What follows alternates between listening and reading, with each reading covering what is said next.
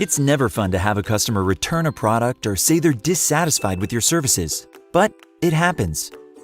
When you need to give one of your customers a refund, you'll record it in QuickBooks as a refund receipt. Open a refund and choose the customer you're giving a refund to. Choose how you're going to pay this refund. This time, we'll use a check. Now, choose which account you want the refund to come from.